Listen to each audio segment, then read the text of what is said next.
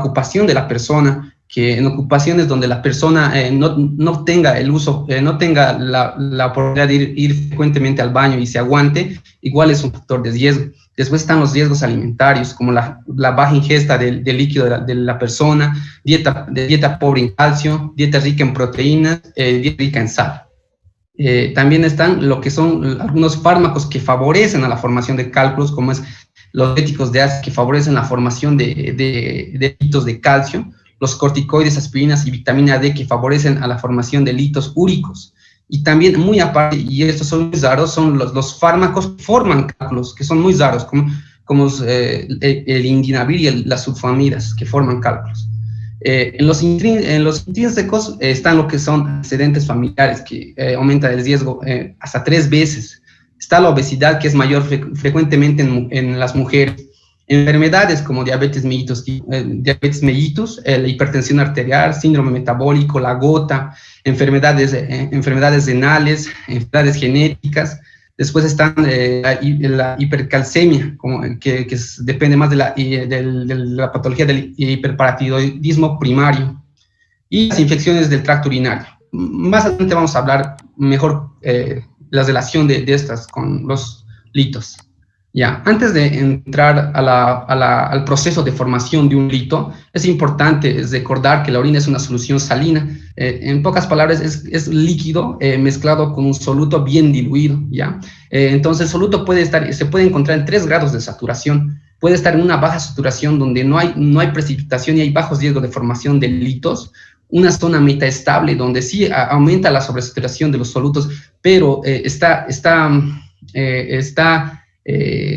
equilibrada con los factores inhibitorios que vamos a hablar más adelante, y la sobresaturación donde hay alta precipitación y mayor riesgo de formación de litos. Ok. Pasa, ya. La formación de cálculos. Angélica, tal vez tú me puedes decir cuáles son los procesos, los pasos de la formación de un cálculo. Sí, claro, Henry. A ver, a lo que recuerdo va a haber un aumento de la concentración, como ya mencionaste, una sobresaturación, lo que sería, ¿no?, a nivel de la orina. Esto va a hacer de que haya una formación de cristales de estos compuestos, de estos solutos, por ejemplo, el calcio, y entonces esta cristalización va a llevar a una nucleación, que sería como la formación del núcleo, y posteriormente al crecimiento de este, aumentando el tamaño y formando en sí el cálculo, ¿no? Eso es lo que recuerdo. Gracias, Angélica. Un poquito complementando a lo que dijo nuestra compañera, para comprender un poquito más de lo que es la formación, los procesos de formación de un cálculo, hay 2 factores muy importantes, ¿ya? Uno de ellos es la sobresaturación de elementos osmolares de la orina. Ya hemos dicho que la orina tiene elementos osmolares, o sea, cuando aumenta la cantidad de elementos osmolares de la orina, hay un mayor riesgo de formación de cálculo. Estos elementos osmolares pueden ser como el oxalato, el calcio, la urea. El otro factor importante el otro factor importante es el tiempo, que para que se forme un cálculo, estos elementos osmolares tienen que estar en contacto por lo menos mínimo 90 minutos, y si se recuerdan, la orina está en constante flujo, y es aquí donde intervienen los factores de riesgo, ¿no?, que ya hemos mencionado. Entonces, si los elementos osmolares están en contacto más de 90 minutos, empieza lo que es el proceso de la nucleación. Este proceso de la nucleación se caracteriza más porque es un proceso donde hay precipitación y se forman cristales, ¿ya? Cristales de dimensiones muy pequeñas. Después de que se ha formado el núcleo, se empiezan a añadir más y más elementos y forma lo que es el crecimiento de los cristales, van creciendo más los cristales. Después está la agregación de los cristales, donde los diferentes cristales que están en un mismo sitio se van fusionando y van agrandando más todavía.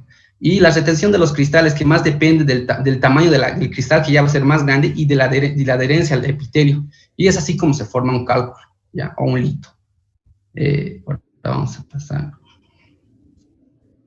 Las placas de Randall. Ya, para hablar de las placas de Randall, como ya mencioné, las placas de Randall son la formación de los cristales en lo que es la papila renal. Ya, el lugar más frecuente de la formación de los litos es generalmente en la papila renal. Ahí es donde existe la sobresaturación, especialmente es por debajo de la mucosa de la papila renal. Ahí está donde, ahí suceden los procesos que ya hemos mencionado de la sobresaturación, la precipitación y todo eso, y el hito crece un tamaño y luego erosiona la papila renal y posteriormente pasa, si el tamaño y la forma le permite, pasa que es al uréter y al conducto urinario, ¿no? Ese es el lugar más frecuente donde se forma el cálculo, pero no es el único. También mencionan que también se puede formar cálculos en pacientes que tienen una patología prostática. ¿Por qué? Porque ya hemos mencionado en el anterior tema que hemos llevado, en la patología prostática, el paciente no va a eliminar completamente la orina, sino va a tener pequeñas retenciones de orina constantemente. Entonces, en la vejiga va a haber constantemente retenciones de orina y aquí igual se va a producir el proceso que ya hemos mencionado, la sobresaturación, precipitación, formación de cristales, y aquí igual se puede formar lo que son los líquidos. En los factores promotores inhibidores, voy a preguntar, a ver, Lothar, ¿me puedes decir cuáles son algunos factores promotores inhibidores que recuerdes, por favor?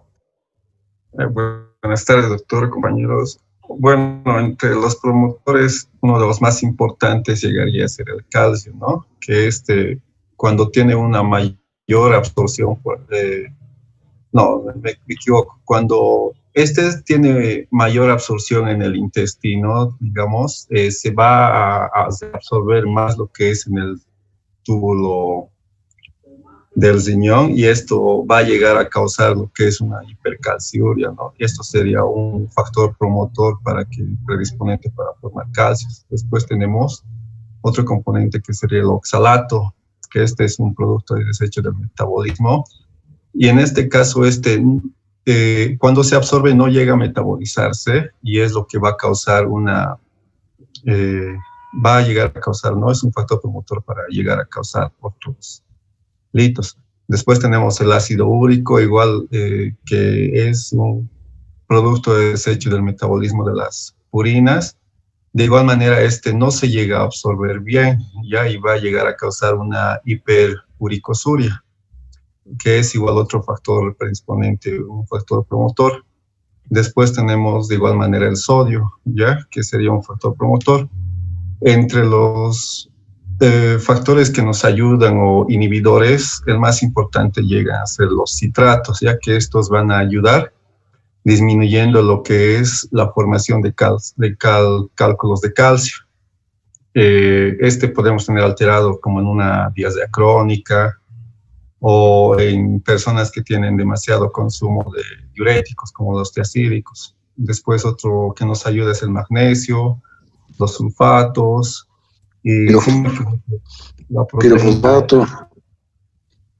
Perdón, doctor. El pirofosfato también. Lo que leí también, creo que la proteína Tan-Horsfald, doctor, ayuda porque va a llegar a secretar más cítrico, más citrato. No sé si estoy en lo correcto, tal vez me equivoqué, pero es un factor protector, llega a ser lo que leí. Ya no he leído yo eso, pero es posible que sí. Eso es genética. Bueno, nos lo hizo muy bien nuestro compañero. Para no estar repitiendo mucho lo que dijo, está bien lo que dijo, son factores promotores y inhibidores. En los promotores está lo que, como mencionaba, el calcio, el oxalato, ácido úrico, proteínas, sodio y el volumen urinario. Si se dan cuenta, generalmente son los componentes osmolares de la orina, ¿no? Los factores promotores de la formación de un litro. Entre los inhibidores está el citrato, los glucosaminoglucanos, la listostatina, magnesio, nefrocalcina, osteopontina y proteínas de Tan-Horsfald. En la nucleación los que van a inhibir son el citrato, las glucoproteínas. El crecimiento lo va a inhibir lo que son las glucoproteínas. La agregación la va a inhibir lo que es el citrato, el pirofosfato, los glucosaminoglucanos y las proteínas de Tan-Horsfald. En la retención está más que todo en relación con la integridad del epitelio tubular y la ausencia de éstasis. Silvia, ¿nos puedes decir cuántos tipos de cálculos de cuerdas o conoces, por favor?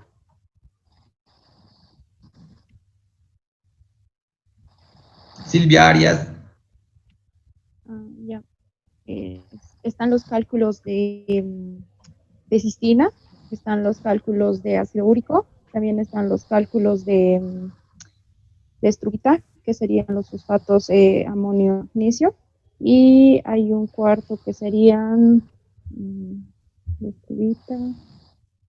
calcio, que no mencioné que son los más importantes, que pueden ser los de oxalato, de fosfato, y también pueden estar los mixtos. Esos son los 4.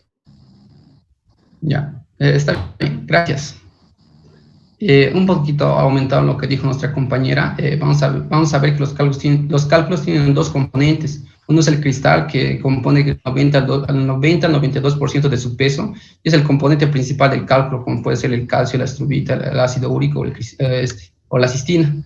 Otro es la matriz, que compone el 2 al 10% de su peso. Se compone principalmente por proteínas y pequeñas cantidades de hexosa y hexosamina. ¿Ya?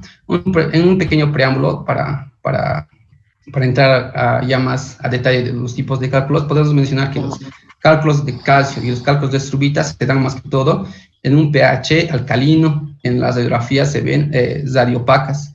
Los cálculos de ácido úrico y los cálculos de cistina son los más raros, son frecuentes y se dan en un pH de la orina ácida, ¿ya? Y en la radiografía los ácidos úricos se ven radiolúcidas y estas parcialmente opacas. Ya, vamos a hablar más a detalle. La litiasis de calcio o los cálculos de calcio son dos tipos. Son los más frecuentes. Uno es el oxalato de calcio con una frecuencia de 70% o más, y el otro es el fosfato de calcio con una frecuencia del 5% más.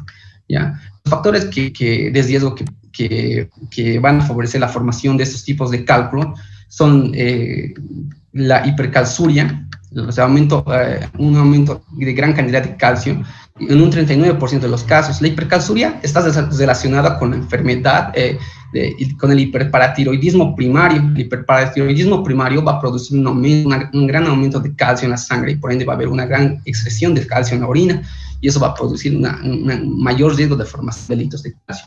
Después está lo que es la hiperoxaluria. La hiperoxaluria está más relacionado con factores genéticos como la hiperoxaluria primaria, y también se menciona que está relacionado con enfermedades de mala absorción intestinal y la enfermedad de Crohn. Después está la hipocitraturia. Ya hemos visto que el citrato es un factor protector, entonces una baja cantidad de citrato va a favorecer la formación de delitos de calcio. Después, la hiperuricosuria. Esta de aquí es muy importante. ¿Por qué? Porque la hiperuricosuria no solamente va a formar lo que son, no solamente es un riesgo para la formación de delitos de calcio, sino también es un riesgo para la formación de delitos de ácido úrico. Es por eso que dice que esta también ayuda a formar lo que son los delitos mixtos, ¿ya? Después está la hipomagnesuria, que el magnesio ya hemos dicho que igual es un factor protector, entonces una baja cantidad igual ayuda, aumenta el riesgo de formación de delitos de calcio. Después está el bajo volumen urinario, que todos ya conocemos, ¿no? Bajo volumen urinario más riesgo de formación de delitos. Aquí podemos ver predisposiciones genéticas que ya hemos mencionado, ¿no? La hiperoxaluria primaria, la cisturia, enfermedades sistémicas como la gota, que aumenta el ácido úrico, la obesidad, la hipertensión, el hiperparatiroidismo primario, que también hemos mencionado, la acidosis tubular, que está más relacionado con los fosfatos de calcio, los delitos de fosfato de calcio. Después está las enfermedades intestinales, como el síndrome de mala absorción y la enfermedad de Crohn, que también hemos mencionado. Después están los cálculos de estrubita. Estos cálculos de estrubita son muy fáciles de recordar, es imposible que nos podamos olvidar. Los cálculos de estrubita tienen una frecuencia del 10 al 20%, y generalmente se da en mujeres, su frecuencia es mayormente en mujeres. ¿Por qué? Porque las mujeres son las que tienen constantemente infecciones urinarias, entonces por eso es fácil de recordar. También se le conoce como la sal triple de fosfato, porque tiene amoníaco, magnesio. Se le conoce como cálculo en forma de asta de venado, o cálculos coraliniformes. Estos cálculos son muy grandes y son blandos, ¿ya? Son grandes y blandos. Como ya mencioné, se da por infecciones con bacterias proteasas, bacteriasas positivas, ureasas positivas. La más frecuente de ellas es la Proteus mirabilis, y las otras, como menos frecuentes, son las Klebsiella, Pseudomonas y Enterococos, ¿ya? Los cálculos de ácido úrico. Los cálculos de ácido úrico tienen una frecuencia del 5% o más. Estos cálculos de ácido úrico, ya lo hemos mencionado, que el factor de riesgo más importante es la hiperuricosuria. Esta ya lo hemos mencionado y es importante recordar, ¿no? Que no solamente va a formar cálculos de cálculos de ácido úrico puro, sino también cálculos de calcio. Por eso se dice que forman cálculos mixtos, ¿ya? Otro factor importante es que se forman en pH ácido y son radiolúcidas. Después están lo que es los cálculos de cistina con una frecuencia de 1 a 3% o más. Estos cálculos son los más duros, son de características, de todos los cálculos, estos son los más duros, de una consistencia bien dura, ¿ya? Es una enfermedad autosómica recesiva caracterizada por el defecto en el transporte de aminoácidos como la cistina, lisina, arginina y ortina, ¿ya? En este cuadro es un resumen de todo lo que he hablado, básicamente de todo lo que he hablado, ¿no? No lo veo necesidad de repetir, es solamente un resumen de todo lo que hablé. El cuadro clínico. En el cuadro clínico, a ver, tal vez, Rocío, no sé si me puedes ayudar con el cuadro clínico. ¿Qué recuerdas o con qué se caracteriza esta patología? Hola, buenas tardes, doctor, buenas tardes, chicos. El cuadro clínico de los pacientes que tienen urolitiasis, más que todo, es el dolor en la región lumbar, bueno, la región lumbar, ¿no? En la parte inferior. Después pueden tener también hematuria, náuseas, vómitos y el dolor, bueno, más que todo eso. Ya, gracias. Bueno, como mencionó mi compañera, en el cuadro clínico de esta patología, mayormente asintomáticas, la mayoría. En algunos casos puede haber hematuria, molestias lumbares, molestia lumbar sorda, infecciones urinarias, síntomas miccionales como poliaquia, nocturia, tenesmo, urgencias, y pionefrosis y perinefritis. El más característico y lo más importante de esta patología es el cólico renal. Esta es la más importante, es lo que le caracteriza a esta patología, que vamos a hablar a detalle ahora. El cólico renal. El cólico renal es una urgencia muy frecuente en la neurología, ¿ya?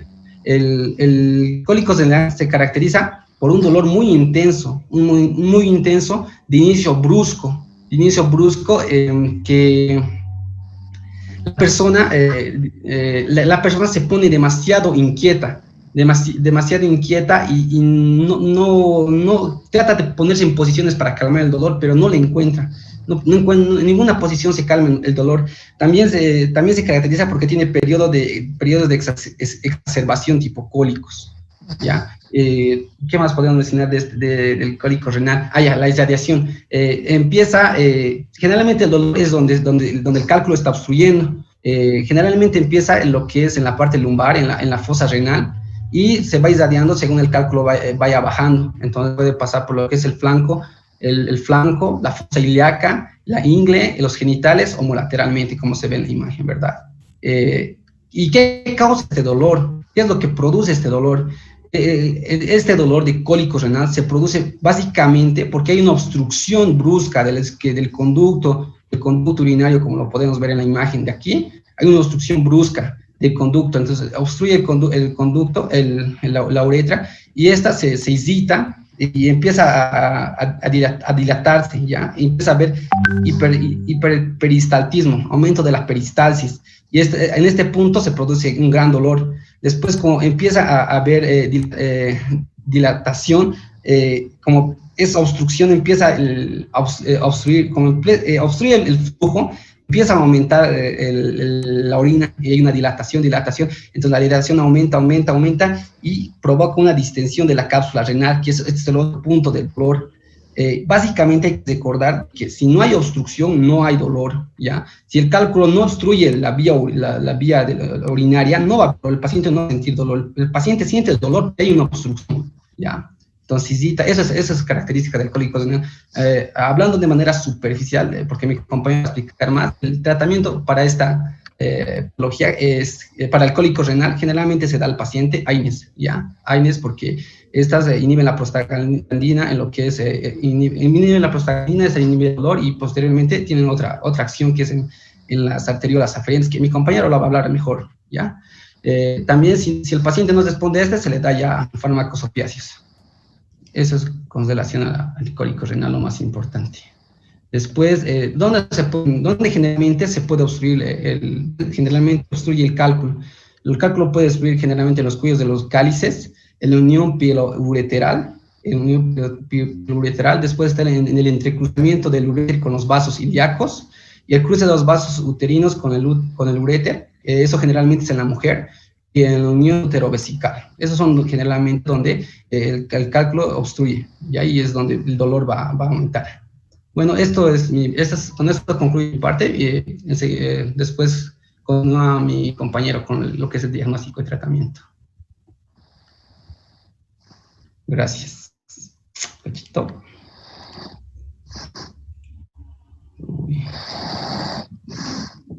Déjame compartir, porfa, deja de compartir ahora. Sí, un cachito estoy buscando eso. Bueno, no sé, no entra. No me muestra pantalla. Ay,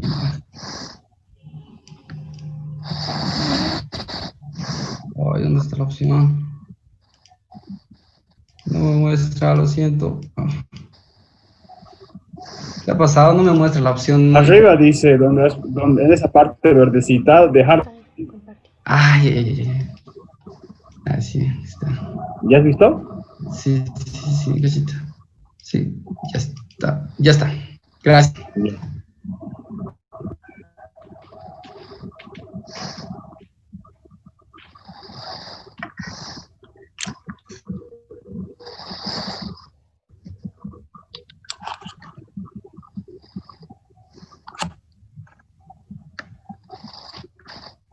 ¿Ven mi pantalla, chicos?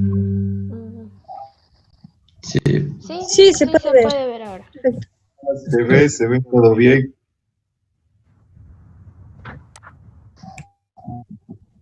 Ay, un ratito, a ver.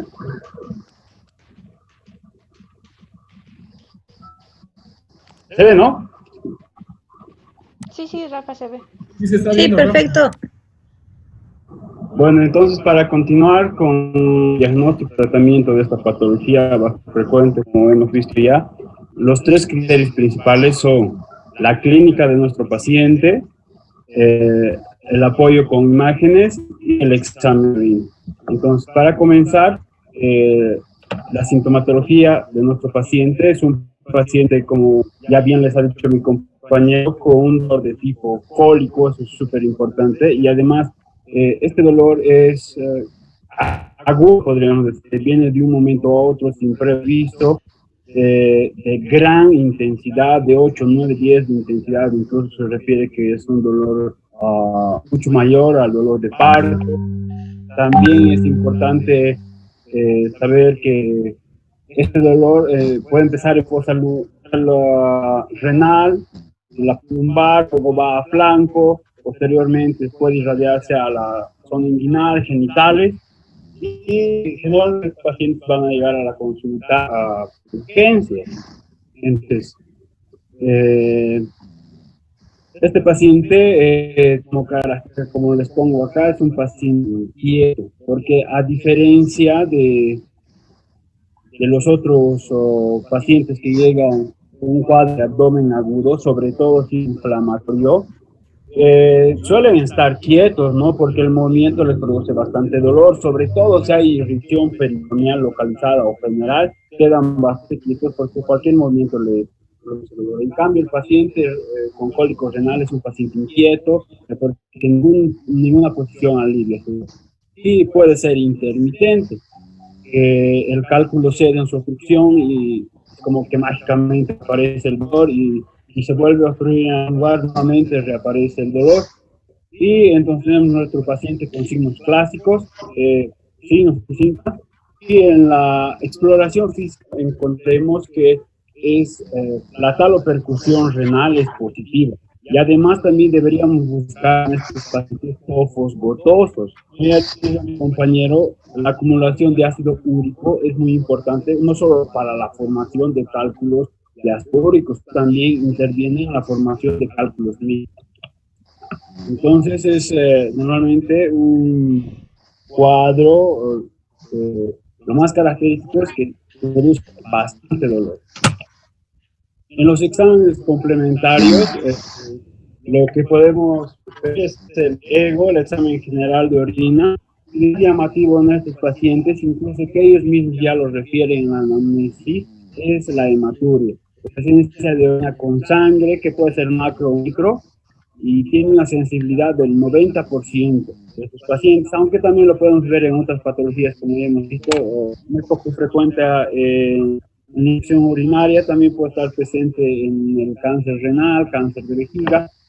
A la cristaluria, depende a la densidad de la orina, qué tan concentrada es la orina del paciente, podemos encontrar cristales de fosfato de calcio, de oxalato de calcio, y la piuria leve, pero sí la presencia de glóbulos blancos, pero generalmente no hay bacterias, a menos que este paciente esté cursando con una infección sobrepuesta, haciendo maculonefritis. Entonces este paciente es paciente complicado y urgente.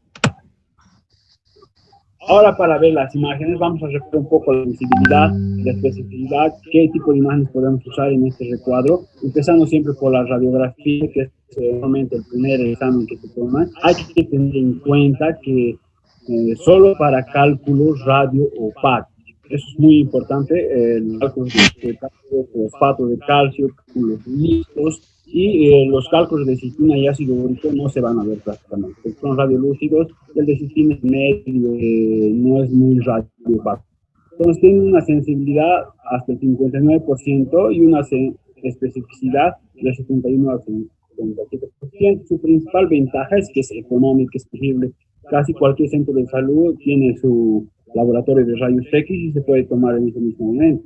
Continúo con la ecografía. Acá hay que corregir la sensibilidad porque actualmente la ecografía con el advenimiento de la tecnología llega hasta un 67% de sensibilidad, pero y una sensibilidad de 97%. La sensibilidad, como ven, no es tan buena porque si bien te encuentra una masa y que sea sólida, pero no te puede decir si es cálculo, así con seguridad si es cálculo, si es un tumor, si es otro tipo de masa. Y también sus ventajas es bastante económica, a comparación de los otros estudios, claro, es bastante económica y no irradia al paciente, es muy importante. Luego, el urograma esclerótico prácticamente ya no se lo realiza, es un examen pasado, no lo vamos a mencionar. Y nuestro gol estándar es la tomografía lipoidal con contraste, perdón, sin contraste.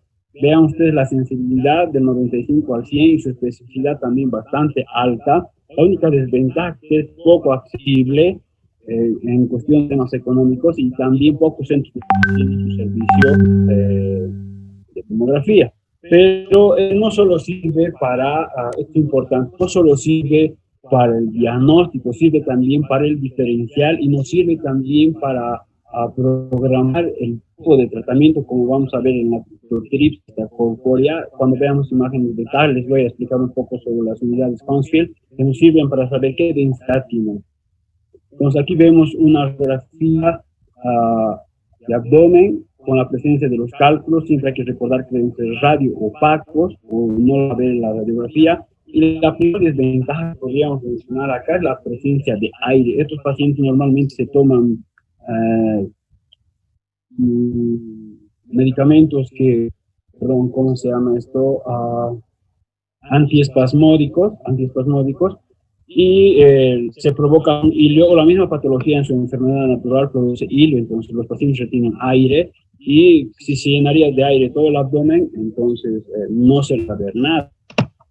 Ahora la ecografía, que es el siguiente estudio, que es el que normalmente se usa, nos da acá la presencia de una masa en apariencia sólida y, digamos, la clave es la sombra acústica que tiene por detrás, porque cualquier otra estructura que no sea sólida, como puedes ver en esta parte, lo que causa en el ultrasonido es un refuerzo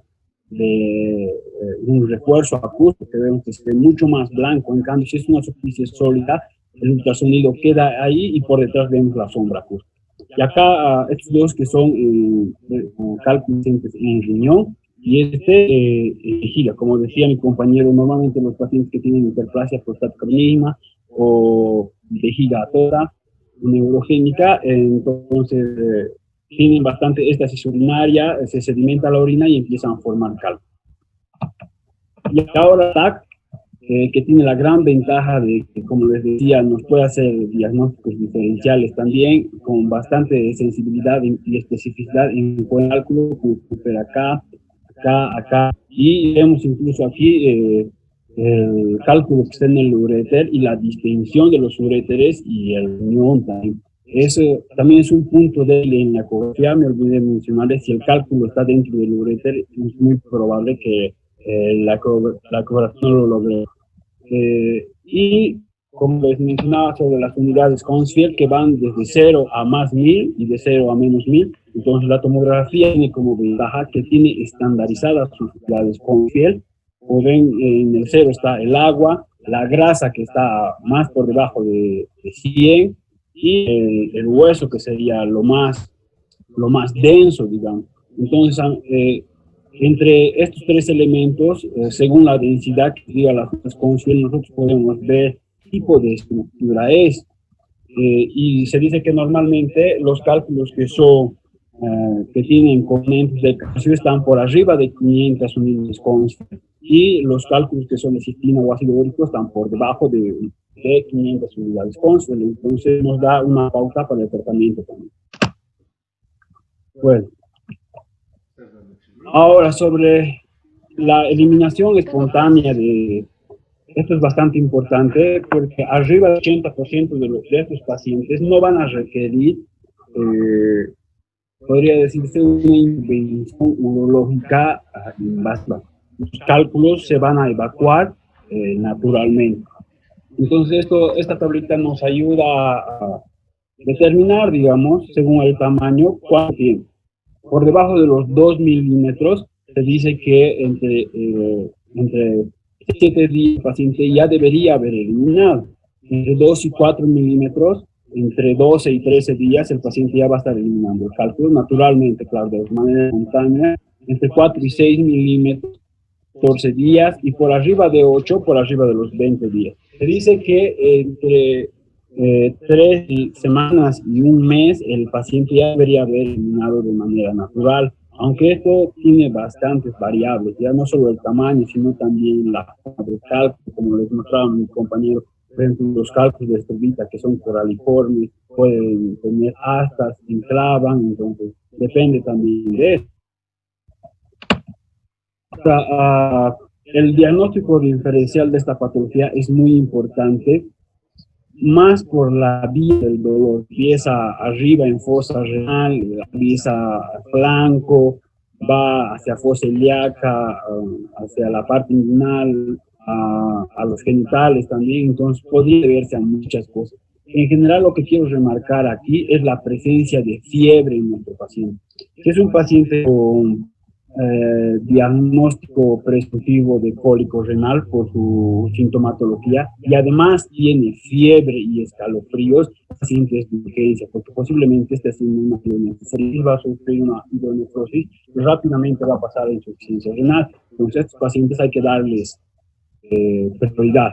El dolor musculoesquelético, que en estos pacientes se puede diferenciar porque también normalmente viene en zona lumbar alta, pero se aumenta, digamos, aumenta el dolor cuando el paciente hace flexión y extensión. Nosotros le pedimos que flexione y extienda la columna, entonces va a aumentar bastante el dolor. Y nosotros hagamos la exploración física de esta región, sobre todo en la palpación. Cuando el dolor es musculoesquelético, el paciente refiere dolor a la palpación superficial. En cambio, si es de patología renal por distensión de la cápsula o presencia de un grito, no siente dolor a la palpación superficial. El dolor es a la halopercusión de la fosa renal. Muy diferente. Ahora, la apendicitis, diverticulitis y la colecistitis, como les decía, la vía del dolor de este paciente es bastante frecuente confundir estas patologías y no es tan raro tampoco que incluso el paciente entra a cirugía con diagnóstico de alguna de estas patologías y resultó que era un cólico renal. Y en varones también hay que tomar en cuenta la torsión testicular y en mujeres frecuentemente jóvenes, en edad fértil, el embarazo y la patología ovárica, el quiste de ovario. Y ahora, algo también muy importante que son criterios de hospitalización de este paciente, cuándo se debe quedar y cuándo le hacemos un tratamiento ambulatorio, que es lo más común. No sé si me puede ayudar. Sil, por favor, si podrías decirnos qué criterios de hospitalización usa en este paciente. Bueno, es importante que para los criterios de hospitalización o de internación de un paciente con litiasis renal se tomen en cuenta ciertos parámetros, entre los cuales uno de los más importantes sería la fiebre alta. Se dice que tendría que ser mayor a 38.5. También en caso de que el paciente sienta mucho dolor y no haya sido posible controlar este dolor con analgésicos.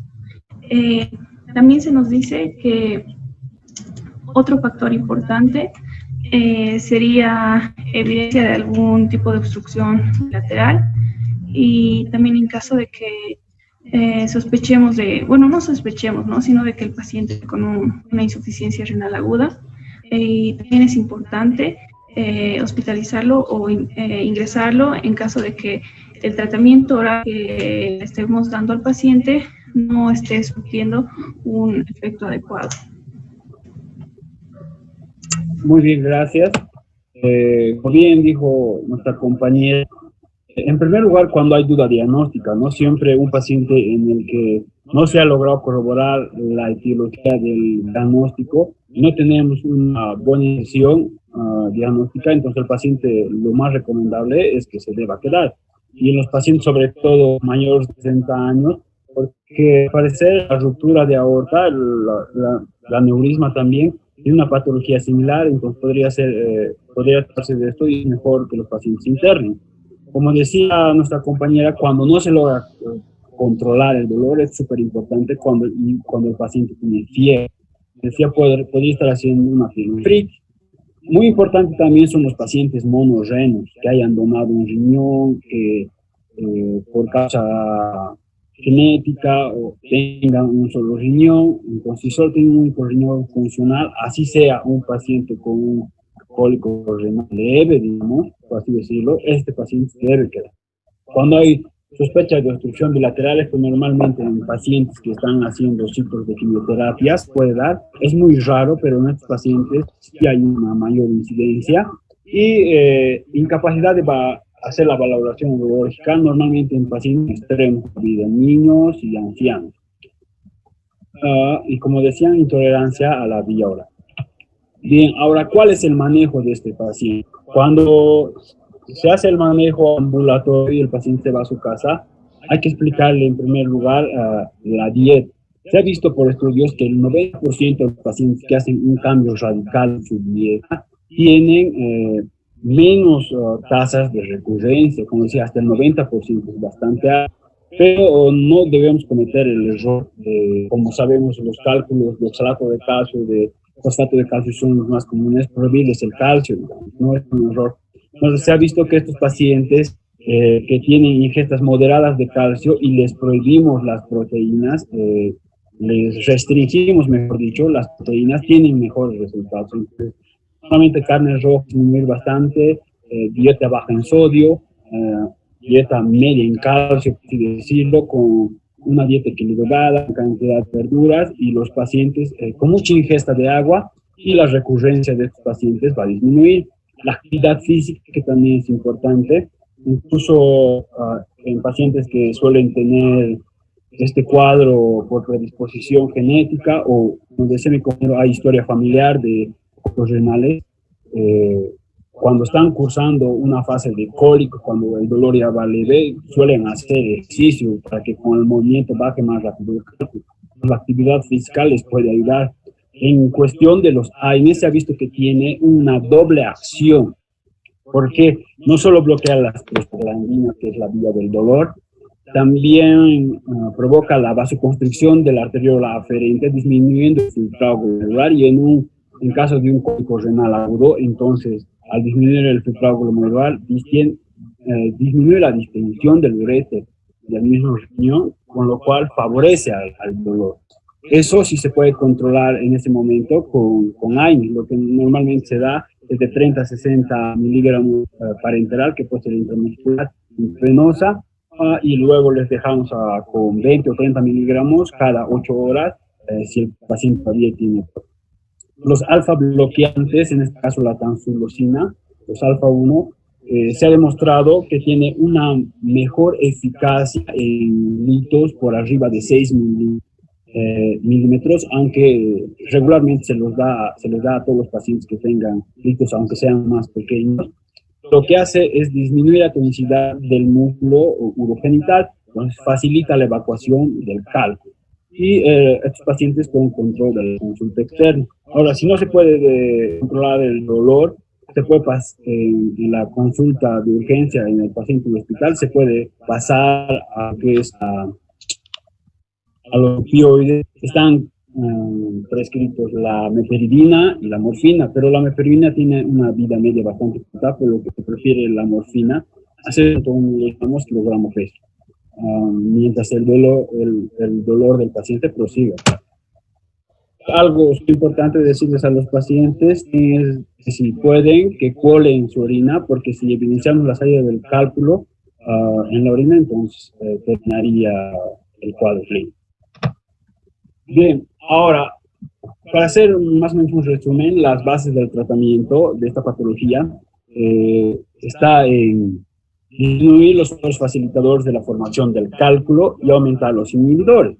Entonces, disminuir la sobresaturación está siempre en primer lugar, aumentar la ingesta de líquidos en los pacientes, pero ojo, acá hay un pero, digamos, cuando un paciente está con corregudón, no, porque aumenta el filtro medular y la distensión del ureter y el riñón. Entonces, cuando el paciente está con dolores agudos, es mejor parar la ingesta de líquidos. Ahora, para esto sí, el paciente tiene que aumentar el consumo de líquidos.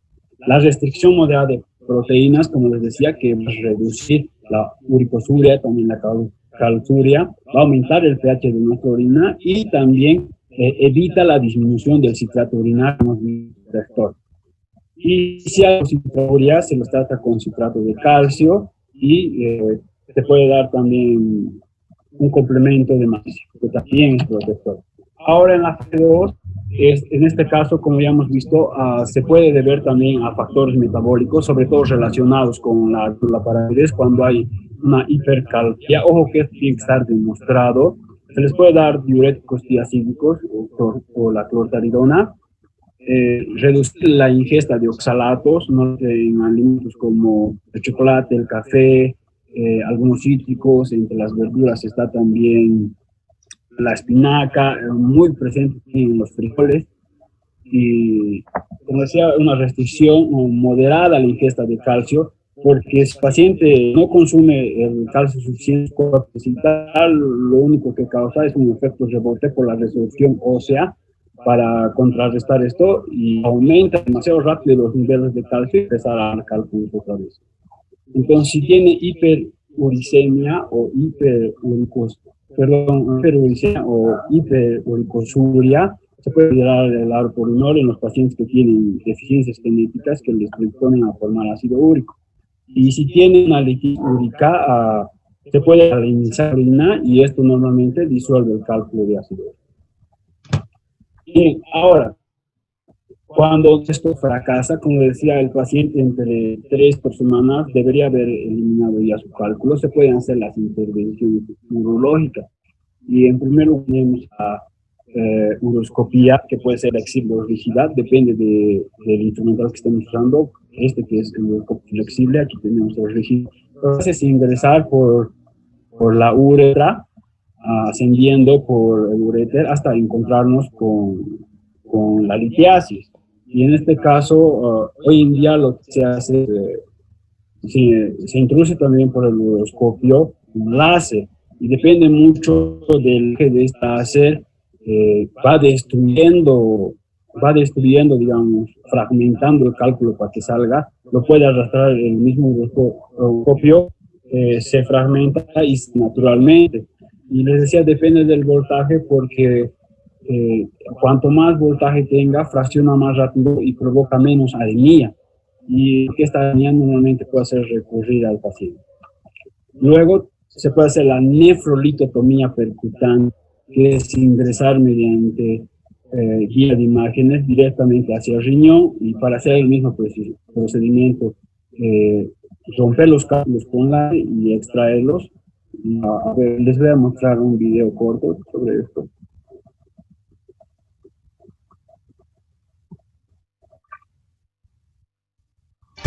Una vez colocado el paciente en posición, procedemos a la punción del riñón. Sí. Sí, Zafar. Se escucha. Perfecto, sigue.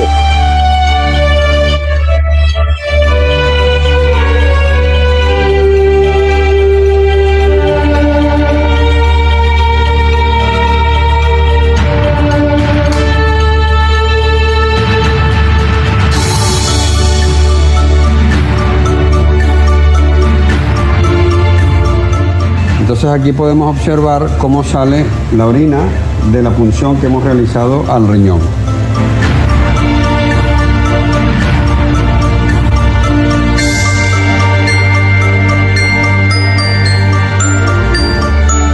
Ahora nos dedicamos a dilatar el espacio por donde pasaremos posteriormente el nefroscopio.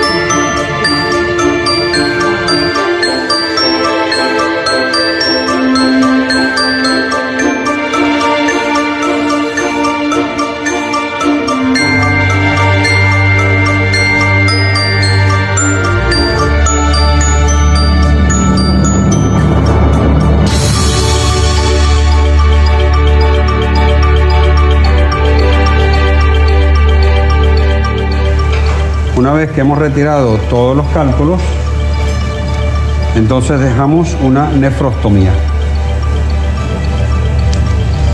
Una vez retirado el amplas de trabajo, dejamos la nefrostomía y comprobamos, ingresando contraste, que la pelvis del riñón se encuentre limpia de cálculos.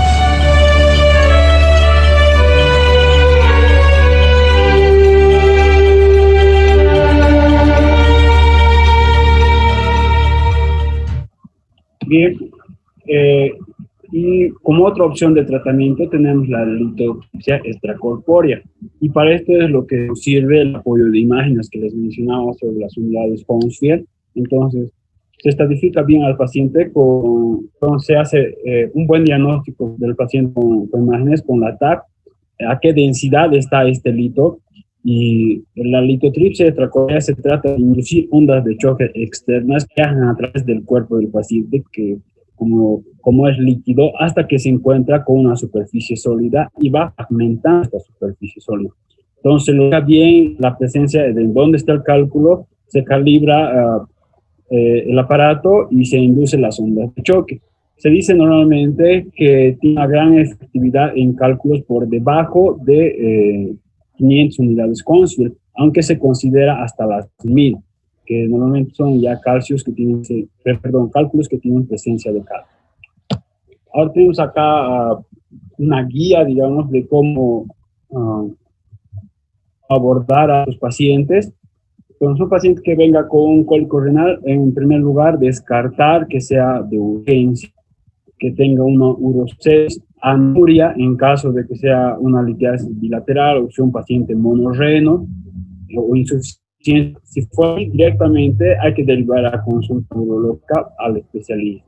En caso de que no, el tratamiento ambulatorio, dependiendo o no, maneja esta tablita de los cálculos menor a 5 o mayor a 5 milímetros, pero en general la conducta es, como hemos visto, expectante, que el paciente elimine de forma espontánea sus cálculos con los tratamientos que hemos visto, la tamsulosina, la modificación de la dieta, bastante agua, ejercicio para el paciente, y si lo expulsa, entonces terminaría ahí.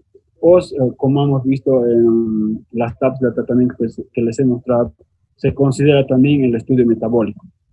Ahora, si no lo expulsara entre 2 a 4 semanas, que sería el máximo, ya que a consulta urológica para ver qué procedimiento continuaría con un procedimiento invasivo urológico ya.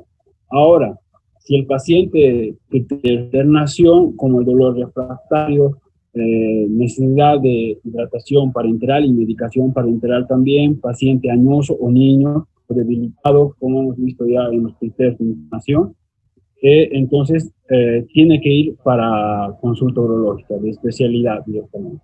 Es tan importante conocer en esta patología qué complicaciones puede tener, son varias y podrían comprometer la vida de este paciente. A ver, Lothar, no sé si me podrías hablar con eso, ¿qué complicaciones podrían tener estos pacientes?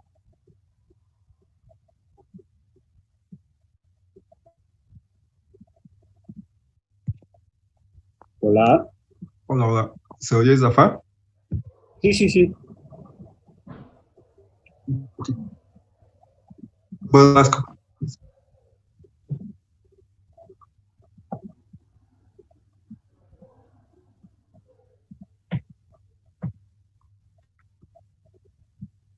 Hola, hola. ¿Yo nomás no escucho o es el internet de Lothar?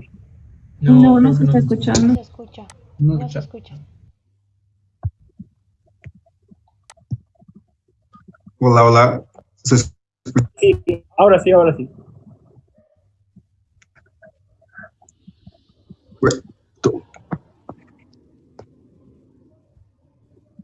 Sí. No se te escucha de nuevo.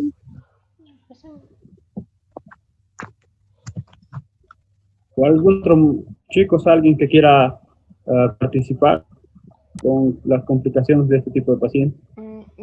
Yo podría decir, entre las complicaciones de un paciente que tiene urolitiasis, puede haber la hidronefrosis, que por la obstrucción, ¿no? Va a haber un acúmulo de lo que va a ser la orina, va a producir la éstasis, incluso puede haber las infecciones del tracto urinario. Consecuencia de esto igual puede haber lo que va a ser la anuria, el paciente no va a orinar. Bueno, esas puedo agregar. Está bien, gracias. Como has dicho, la infección es la principal complicación que estos pacientes pueden tener y puede condicionar una hidronefrosis. Si tiene una infección sobreañadida, como decía, si el paciente presenta fiebre, escalofríos, hay que tener cuidado porque puede hacer una pielonefritis. La anuria octiva, como también ya lo han mencionado, como estos pacientes suelen recurrir con este tipo de patología, pueden tener también crónicas y el exceso renal también y perirrenal. El perirrenal que ya condicionaría una irritación del peritoneo, peritonitis, sepsis y demás. Y eso sería todo. No sé si tienen alguna duda o pregunta, chicos, en relación al tema.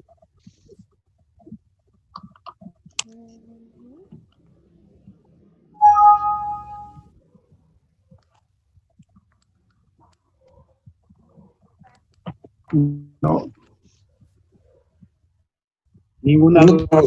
No te estamos oyendo, doctor. Alguien está queriendo hablar y no lo oigo.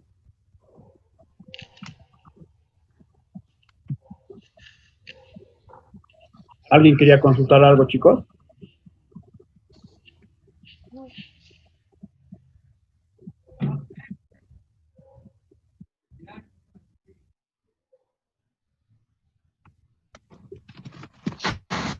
Parece que saben todo, doctor. Creo que no hay dudas, doctor. Bueno, yo creo que en línea general la clase está bien. A mí me parece que yo no tengo dudas. A mí me parece que está bien estructurada la clase. Me hubiera gustado, o sea, ha estado interactiva. O sea, me parece que ha estado bien la clase. Felicidades, doctores. O sea, que me parece que eso está bien.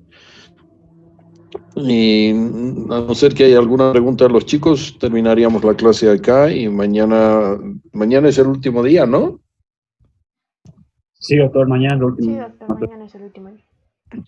¿Quiénes faltan presentar? Todos terminamos de presentar, doctor. ¿Ah? Somos el último grupo nosotros, ya hemos terminado de presentar.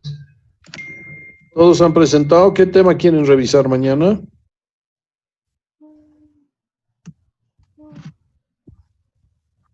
Hola, ¿se oye ahora, chicos?